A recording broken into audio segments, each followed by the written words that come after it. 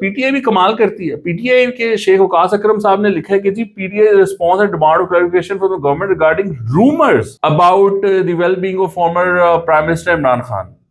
यार आप खुद लिख रहे हो कि ये रूमर्स हैं और फिर क्लैरिफिकेशन भी मांग रहे हो। कमाल आदमी हो यार आप लोग। क्या करते हो एज अ पार्टी, यानी अफगान और इंडियंस प्रोपेगेंडा कर रहे हैं और आप कह रहे हैं कि ओ ये तो प्रोपेगेंडा कर रहे हैं, अब आप इसका जवाब दें। भाई क्यों जवाब दिया जाए प्रोपेगेंडा का, जब आप कह रहे हैं कि ये प्रोपेगेंडा, आप कह रहे हैं कि ये रूमर्स हैं। वो मतलब वो तो कामयाब हो रहे हैं अपने इस मामले में। अगर बीटीए उनके साथ मिल जाती है तो आप उनके साथ क्यों मिल रहे हो?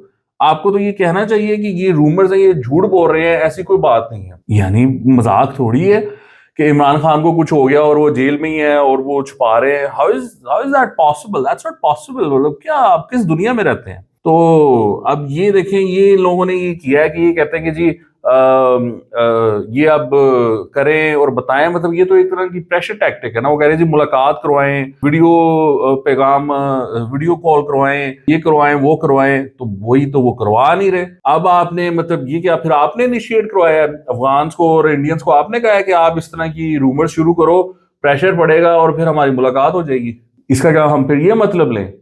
मुलाकात ही तो वो नहीं करवा रहे। उन्होंने तो इनकार किया हुआ मुलाकात आपसे। जो उन्होंने वादा किया वो भी अगले पीर का किया। धरना दिया आपने, भाई बैठे रहो अगर आपने मुलाकात करनी है। अगले पीर का वादा क्यों लेके उठे हो? आपको कल करवाओ हमारी मुलाकात। अगला पीर क्या होता है? तो आप वो वादा लेके उठ गए हो।